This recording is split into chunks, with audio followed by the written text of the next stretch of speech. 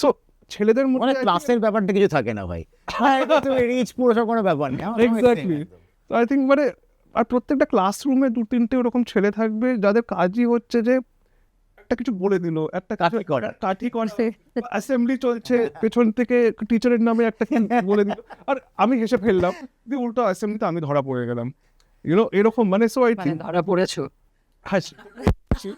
দেন আমাকে বলতে হয় যেগুলো আমি হেসেছি, because আর ও কি বলেছে তুমি বলতে পারো।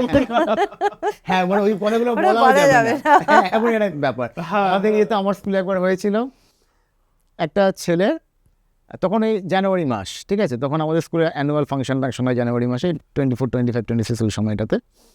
তো ওই মোটামুটি তার এক সপ্তাহ আগে পুরো রিহার্সাল চলছে, আমরা সবাই মিলে একটুখানি বেশ পড়াশোনা নেই, ক্লাস টাস নেই, এরকম একটা ব্যাপার।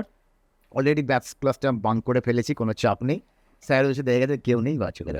একটা ছেলে সাইকেল থেকে পড়ে গেছে একটুখানি, আর হাতে একটু কেটে গেছে, ঠিক আছে। স্যার ডাকলেন যে এই একে একটু ফার্স্ট এড করাতে নিয়ে যেতে হবে, তোরা কেউ সঙ্গে যা, জাস্ট হাতটা কেটে গেছে একটুখানি, মাইনার ইনজিউরি।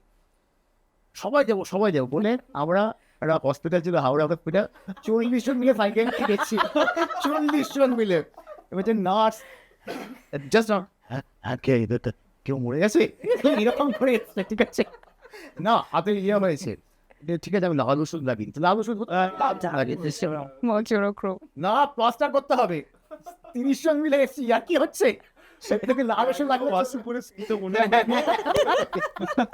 মানে এটাই লাইফ, মানে লার্জার দ্যান লাইফ একটা ব্যাপার হয়ে যেত। স্কুলে আর এটাই তো কমেডি। হ্যাঁ, exactly. what is a currency in school college, I think স্কুলে তো স্পেশালি, যে মানে একটা ছেলে খুব ভালো এই ওয়ান লাইনার্স ছাড়তে পারে, তো ওর একটা অরা থাকে যেটা আজকালকার জেনারেশনে ইউজ হয়। মানে হয়তো পড়াশোনাতে খুব ভালো নয়, ভালো। বলে দেবে একটা কিছু, দিয়ে দেবে। হ্যাঁ, আমার মনে আছে আমার ক্লাসের এক ছেলে ছিল, তো আমাদের ক্লাস টিচার রেগে মেগে ওকে বলেছে get out of the class, ও ক্লাসকে বের করে দিয়েছে। ও কি করেছে, উঠে গেছে ক্লাস থেকে, মানে ক্লাসরুমের যে দরজার থ্রেশহোল্ডে ওখানেই দাঁড়িয়ে আছে, এরকম করে হাত এরকম করে দিয়ে হেলান দিয়ে দাঁড়িয়ে আছে গিরোর মতো। ওর দিকে তাকিয়ে মানে ফ্রাস্ট্রেটেড হয়ে আমাদের ক্লাস টিচার বললো যে the only reason I tolerate you is because of your entertainment value. Immediately বললো স্যার সিম, তো পুরো ক্লাস এসে দিয়েছে। Oh my God. তো আর ওই সেম ছেলেটাই আরেকদিন টিচার, অন্য একটা টিচার মানে খুব ফ্রাস্ট্রেটেড বলেছে, just pick up your book, just pick up, মানে to say that get out. Yep. ও লিটারালি ওকে ম্যাম, বই পিক আপ করে আবার রেখেছি। তো এইসব জিনিস মানে যে হ্যাঁ, মানে- ছেলেরা তো সবকিছুতেই হাসবে, সো ওখান থেকে হ্যাঁ। আই থিঙ্ক সাবকনসিয়াসলি অনেকটা হিউমার, আই থিঙ্ক ওখান থেকে আমাদের The foundations. Foundation definitely. So এই যে হিউমার আমি ওটাকেই মনে করতাম তখন, যে ভাই টিচার বলে দিল একটা কিছু। হ্যাঁ, এতটা জিনিসপত্র কিন্তু মেয়েদের স্কুলে তো হয় না, and I beg to differ, all but we girls shall move on.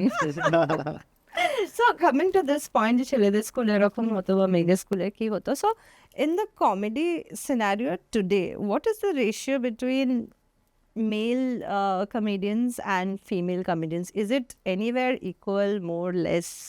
Do you see a lot of women comedian like who are in the mainstream comedy? জানি না, কিন্তু ওই লাইফস্টাইল ব্লগার প্রচুর আছে, মানে ফ্যাশন ব্লগ অফকোর্স, মানে তারা অনেক ভালো করে। কমেডিয়ান আমার বাংলাতে বাংলা থেকেও Comedian. আছে।